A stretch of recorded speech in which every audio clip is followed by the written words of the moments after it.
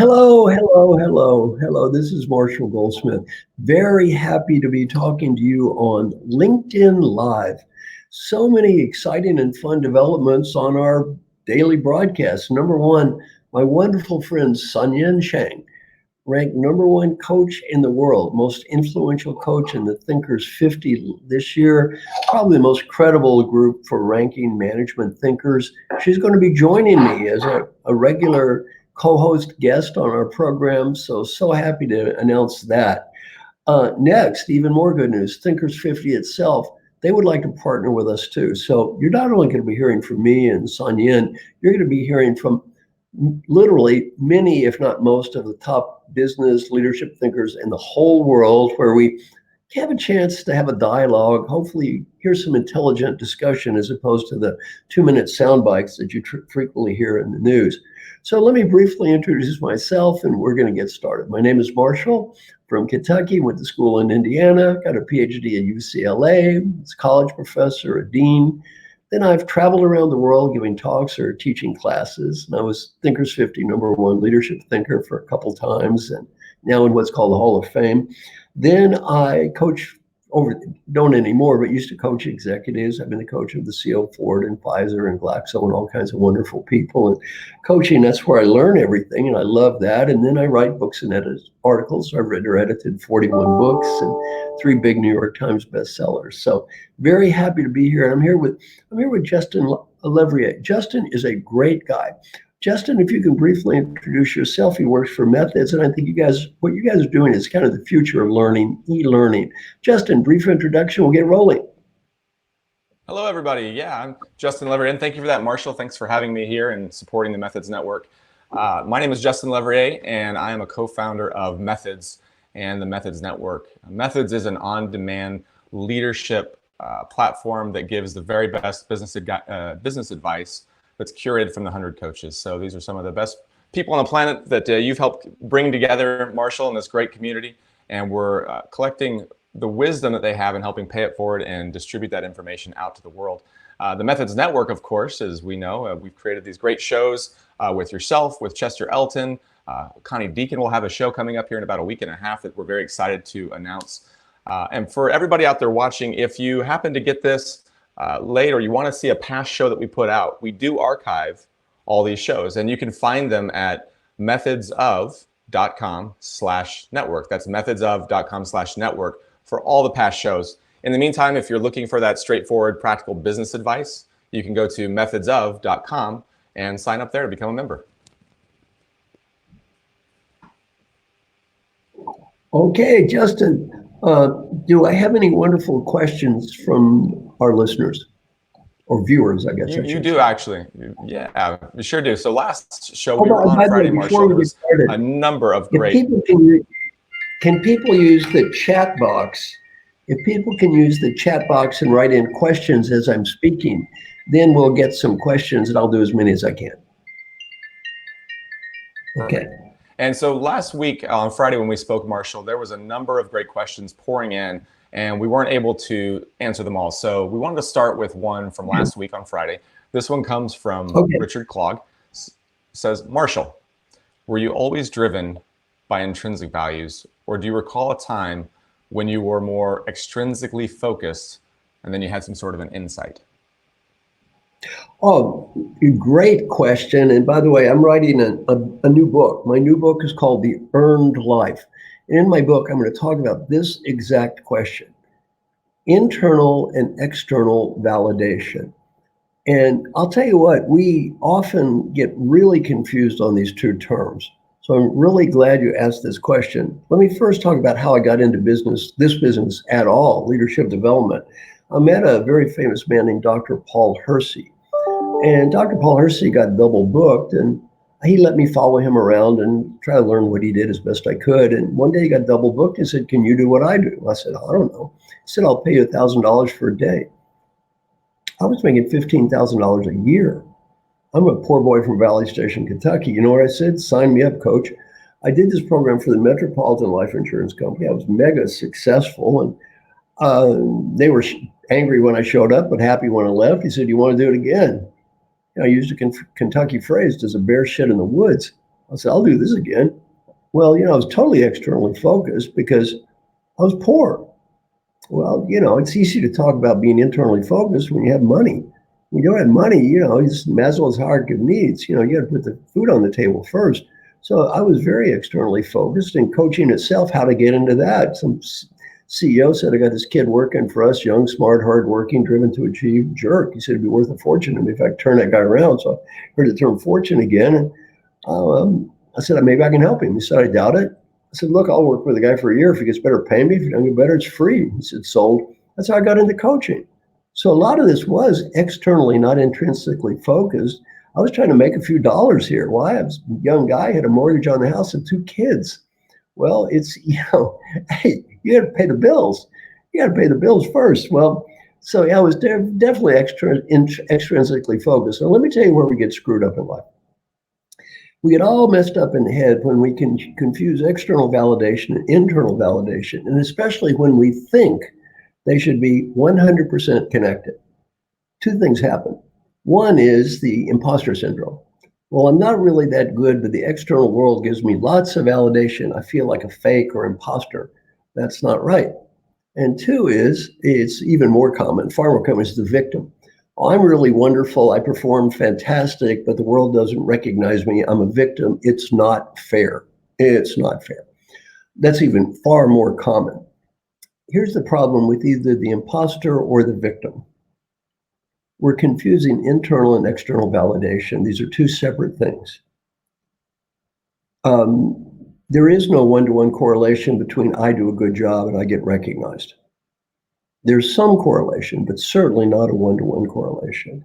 And when we expect the world to recognize us for our fantastic works, we're just setting ourselves up for failure. If you've ever heard that ridiculous expression, my good work should speak for itself, God is not going to fly out of the sky and recognize you for your good work. You're your own marketing function. So to me, both of these are incredibly important. First, internal validation, intrinsic rewards. Okay, why?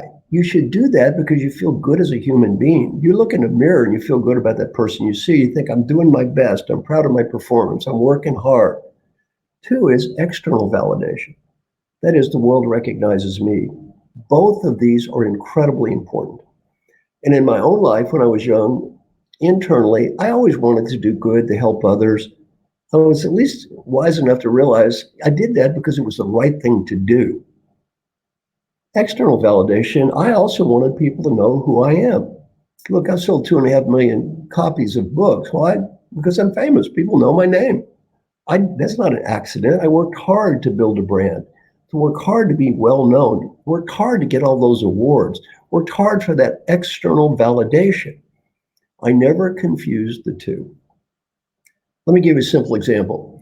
Amazon.com probably has 30 million titles. How many books do you have to sell to be in the top half? I don't know, maybe 2. half of those books don't sell anything. Now, I'm not arrogant enough to believe that every one of my books is better than those books. I'm sure there are books in the bottom half that have sold no copies that are far better than anything I've ever written. I'm not arrogant enough to believe that 15 million books, I'm better than all of them. Of course I'm not. On the other hand, people buy my books. Well, the fact that I am well known and I work on marketing enables me to make a broader positive difference than if I didn't. So external helps internal helps external, yet there's not a one-to-one correlation. And when we confuse those 2, that leads to either the imposter, I'm not really that good, I don't deserve it, or the victim, poor me, life isn't fair. So that's a very, very great question. Why is it great? I'm writing my next book and talking about it. So thank you very much for a wonderful, wonderful question. I hope that answer was very helpful to you. Okay, Justin, next question. Justin, I can't hear you. Justin. Oh, there we go. Okay, technical glitch right there. I'm getting better though. That's all right. Hopefully we can hear us now. So this next question has to do with triggers. And what I'm curious about is, we're all triggered significantly in one way or another. And what advice or suggestions do you think could help us right now or help me right now? Look, it is incredibly difficult to keep focused on anything today. And I'm not talking about others, I'm talking about me. For example, yesterday I had all this stuff I was going to get done. I didn't get any of it done. Well, if we're not careful and just watch TV, look at the death count, talk about the coronavirus, and then whatever we planned on doing is lost. This is so big, it kind of makes everything we do, if we're not careful, seem trivial. Let me give you a parallel example. People have lots of money. You might think, well, it makes them happy. Not really. And they're no more or less happy than anyone else. Why? When you got a ton of money, let's say you give your kids a ton of money, it's very hard for them to work. Why? Work seems trivial. Why should I work for X dollars when I have 20 times X just for breathing? Well, it trivializes everything. This crisis is so big, if we're not careful, it trivializes everything. We are constantly being triggered by these stimulus in the environment. We need lots, we need lots of structure and direction. I have someone call me every day to go over my daily questions about what I need to do. I try to write it down. I keep a card. You know, I'm a Buddhist. One thing that's important in Buddhism is to be mindful. Be mindful. Well, I'm very good about being mindful when I remember to be mindful. But I get triggered, I get distracted, and literally I forget to be mindful. I do a fantastic job of being mindful when I remember to. So I have to have reminders to be mindful. Be mindful, be mindful. So I think, you know, this focus is very important. We're all going to be triggered by so much now more than ever. You go online, you're going to look up something on Google, it takes 3 minutes. 3 hours later, you're still online. You don't even know why you went online. What happens? All these little URLs, these little triggers, set your mind off. They set your mind off. The top 10 best presidents, the 12 greatest basketball players, all this nonsense. We are constantly triggered by media, by all these little clicks. And if we're not careful, we are lost. And it's so much easier today to get lost. And it's so much easier to get lost when you don't have that external structure of the manager. You're not at the office. So, and by the way, I'm not talking about you, I'm talking about me. It is very, very hard to keep structured today. So I'm doing my best. I have someone call me every day to try to help me. I have my goals, my daily questions every day. Now I'm carrying around a card. One of the things on the card says, be mindful. I'm trying to remind myself to be mindful. So that's a great question. And again, I'm a Buddhist. I would do a fantastic job about being mindful if I remembered to do it. Okay, Justin, next question. That's great, Marshall. Thank you. Thank you for that. You know, the people around us clearly shape who we are and our mental disposition. And of course, in these times, we're not around physically a lot of people, but you know, in the degree that you're the sum total of the people that you spend your time with. So time could be on Zoom calls and things of this nature. You know, Marshall, who are the people who are the most positive in your life right now? And how do you see that person, he or she, meeting this crisis? Well, I'll mention three. One is my great friend, Frances Hesselbein. Peter Drucker said the greatest leader he's ever met. And she has a good quote. She says, my blood type is B positive. Well, Frances, like all of us, has been through a lot of traumas, and she's had incredible recognition, 25 honorary PhDs, editor of an academic journal, winner of the Presidential Medal of Freedom. All that stuff, back to that internal, external question, that's all on the outside. On the inside, she's had challenges and problems just like everybody else. You know what? You can't tell with baby around her. She's always upbeat and she's always positive. Another one is my great friend, Alan Mulally. Alan, CEO of Ford. He led Boeing when they had the 9/11 crisis. Could have been a disaster. He's always up and positive. Led Ford when they were going bankrupt, totally turned around, always up and positive. What do you say? If I frown, the stock price goes down. Well, a lot of it is just a discipline. It's just a discipline. Another one is my great friend who's got one of these shows, Chester Elton. He's got the Apostle of Appreciation. He makes me more positive. Just always upbeat, positive, always saying thank you, really focused on gratitude and thankfulness. So These are three people I think I put way up there on the positive list. And there's one thing I can do that might help you. As I mentioned, I am a Buddhist. I do a little chant every day, and this chant makes me feel more positive. So if you're listening right now, I'm going to share this with you. And like everything else I share, if it works for you, do it. If it doesn't work for you, just ignore it. But hopefully maybe help you. It helps me. Every day, I always do a chant. Now, I want you to, if you're sitting down, put your feet on the floor, maybe shoulder width apart. Imagine there's a string going from all through up and down your spine, up through your head, and just holding you kind of upright, not too hard, but holding you upright. Breathe deeply. Center yourself. And the chant goes like this. There's no business like show business, like no business I know. Well, every day I tell myself, it's showtime. It's showtime. And everyone I coach, I tell them the same thing. Have you ever been to a Broadway play? Do you ever see that actor say, my foot hurts, I've got a headache, I'm tired? Nope. It's showtime.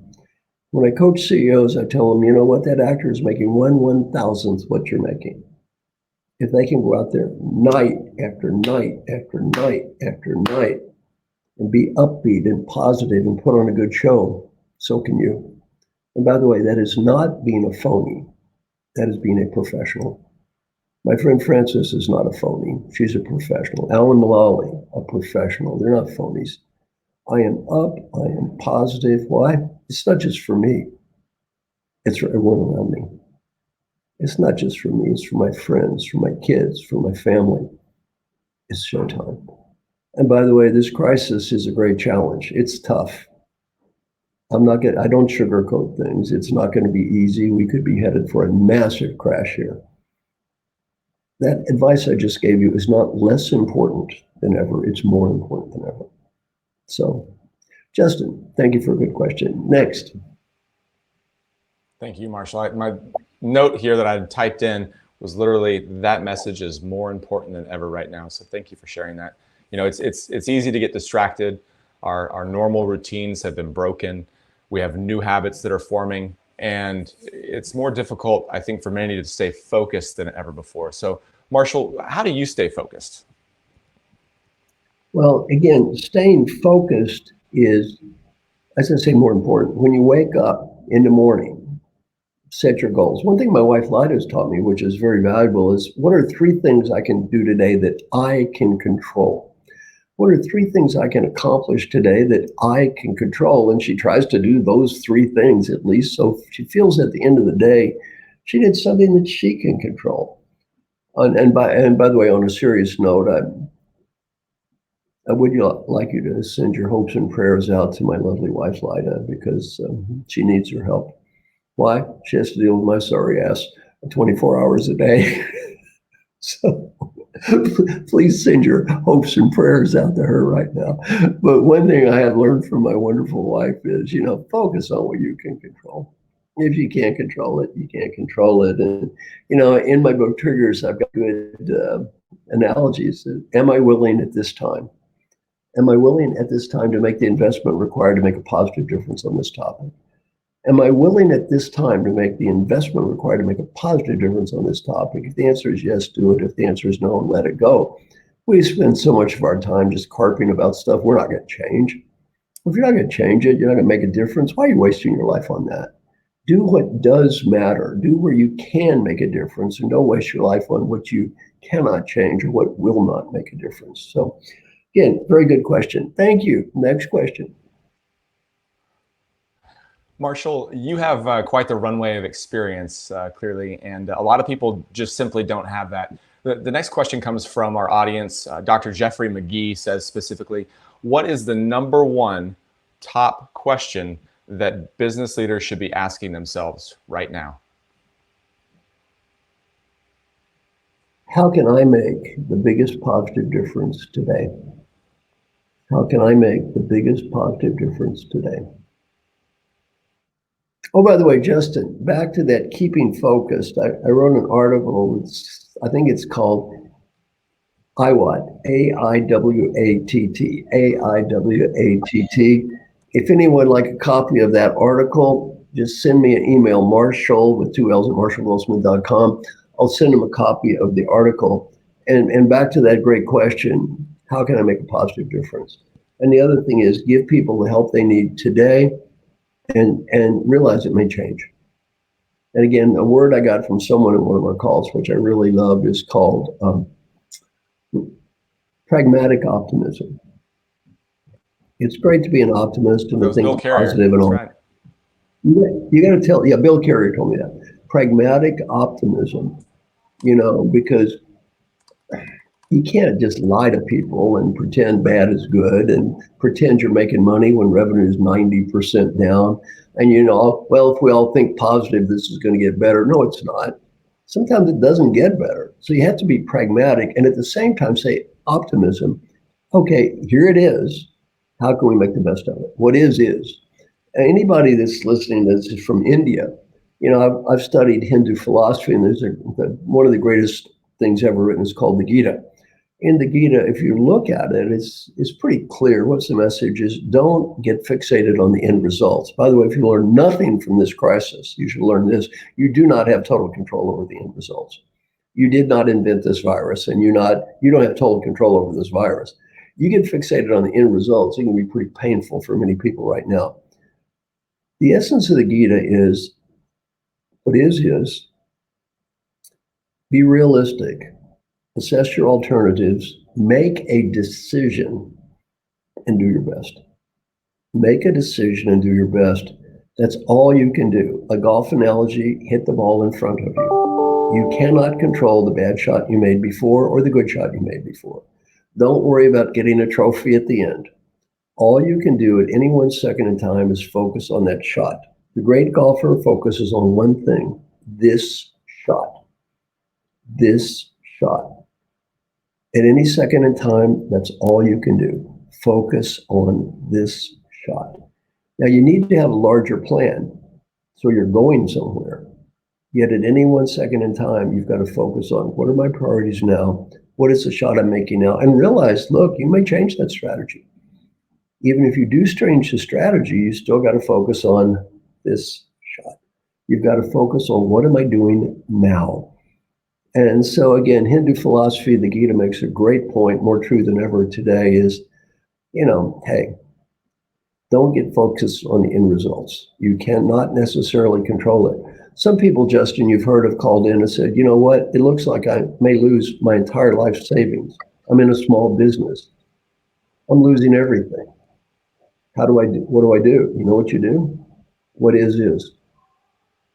What is. On one of our calls that I had with my 100 coach group, Mo Cassidy is on the calls. He's been on one of these calls too as well. Mo is brought up in Lebanon. He's lived through a war. He's seen it all disappear. He's seen his 100% net worth go away. Okay, it's gone. It's gone. May or may not come back. It's gone. What do you do? Okay, here I am. Start from now. Pragmatic optimism. I'm going to make the best of it, and at the same time, I'm going to be realistic and face reality. I've called many people. Justin, I have a question. If I ask people in the group a question and do a little research, can they respond on the chat box? And then can you give me a rough idea of what they say? We certainly can. Yeah, we can do that, Marshall. Okay, good. I'm going to ask a right question. Now, I don't want to know your net worth. I'm not going to pry into your financial affairs. On the other hand, I am going to ask you a question about your net worth. Now, let me define the term net worth. A net worth is if you had to cash out today, selling everything, sell your house, sell your business, cash out now. How much has your net worth gone down from the beginning of this crisis to now? What percentage net worth decline have you experienced from the beginning of this crisis to now? Justin, you had to sell your business, you had to sell your home. How much has your net worth gone down percentage-wise now?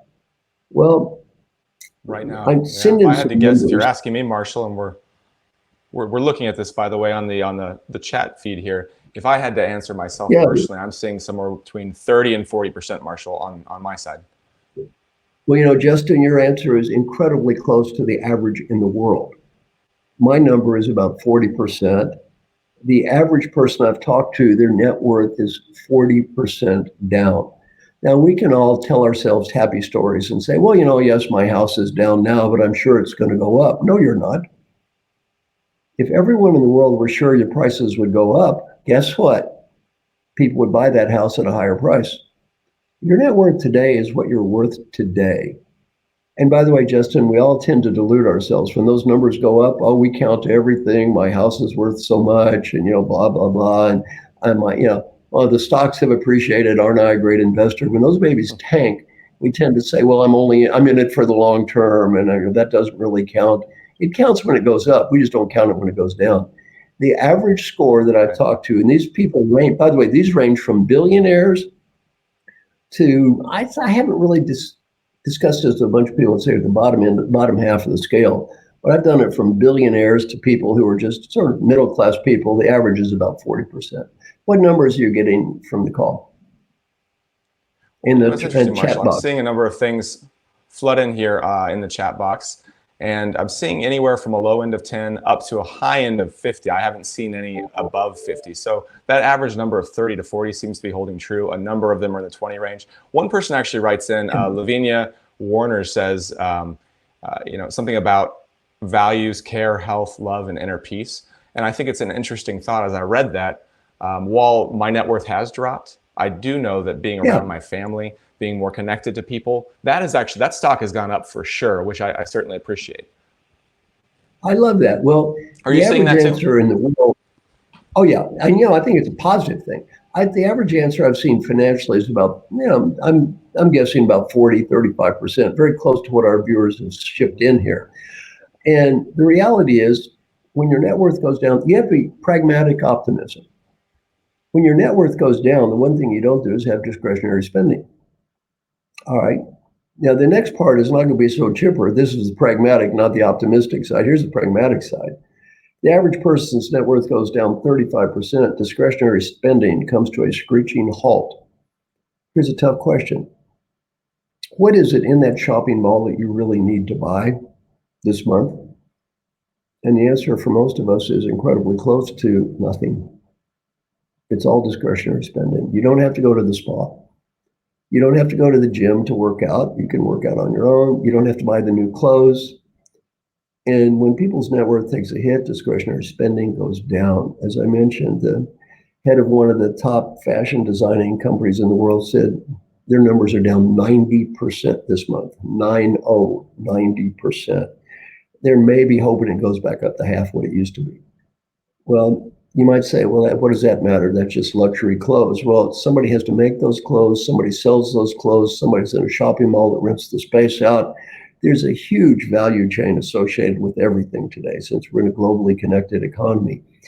Pragmatic optimism. The pragmatic side is you got to face the reality of the numbers that exist today, and these are tough. Optimistic, you got to look at it and say, okay, here we are. And on the positive side, as one of our viewers said, look, I feel closer to my family. My wife lives with me, but other than my wife who's here 24/7, I feel closer to my extended family, my cousins, nieces, nephews, than I've ever felt. I'm reaching out to my old friends more than ever. So again, some things are getting worse, some things are getting better. Economically, the pragmatic side, this can be tough. From a human side, maybe we value different things, which is also very positive. So that's the optimistic, positive side of things. Okay, Justin, some interesting research. Great question. What's next? Well, as you say that, Marshall, that discretionary spending is being cut. And it seems that being in the coaching, consulting, and training business that we're in, a lot of our friends are in, a lot of L&D budgets have been sliced. And some companies are no longer able to financially afford to invest in the development of their people. When that happens, what do you suggest people do? Well, let me ask you another question, Justin, because I've asked many people, for example, in the speaking business who give speeches. Anybody listening who gives speeches, speaks to conferences, not inside of a company, but an external person like me or Chester Elton or one of us, send us a note. what percent of your speaking revenue is going to be down this year? How far down is your speaking revenue? And people just send it in the chat box. I'm asking a lot of people in the speaking business. If you say the year started from when this crisis began to a year after it's over, the numbers are 70, 60, big numbers. I haven't done any extensive research on this, but it's down. So how is this going to impact it? It's going to be pretty severe for people. And by the way, you speak to conventions, there's a minor problem. There's no conventions. So it's pretty hard to speak to convention when there aren't any conventions. So just me personally, I mean, I'm fortunate I can live with it, but I wrote off $1 million, probably $1.5 million worth of speaking dollars this year. Pretty much gone. And they may or may not come back, but that's gone. And you could say, well, you can do webinars and all that. Well, that's nice. That $1.5 million not coming back from webinars. That's pretty much gone. And, you know, I'm just fortunate because I'm old and I've worked hard for a lot of years. I can do it. It's tough for a lot of younger people. It's real hard. So, Justin, what kind of numbers are you getting? We have a few numbers coming in from our viewers, and it looks like we have one that says 95% down, one that says 70% down. That's what we have right now. So pretty low, pretty low. Yeah, it's pretty brutal. And let me give you my advice to these people. My advice is bust your butt. You're probably going to have to lower your prices some. You're going to have to do some stuff you're not used to doing, like online talking.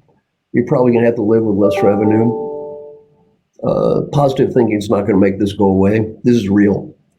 And you're going to have to do your best. The other thing is don't blame yourself. It's not your fault that this crisis existed. Don't get bummed out. Blame yourself. What could I have done different? I should have seen this coming, and I didn't save enough money, all that crap. Well, you know, you're right. You probably didn't, and we could have all done better, but what is. Just make peace with what is. If you're in the coaching business, by the way, a lot of coaches, I think, are kind of in denial of reality on this. They're thinking, well, my coaching business is still good. They're just living out existing contracts. When corporations start cutting their own employees, they're not going to hire executive coaches. They're going to hire very few executive coaches. They'll hire some, but not too many. It's going to be tough. So my advice to people in the coaching and the leadership development business is it's going to be real tough out there. And I feel very blessed. You know, one thing I want to do is just try to help people. So let me ask you a question for you coaches or leadership development people. And back to the pragmatic side of pragmatic optimism, this could be hard.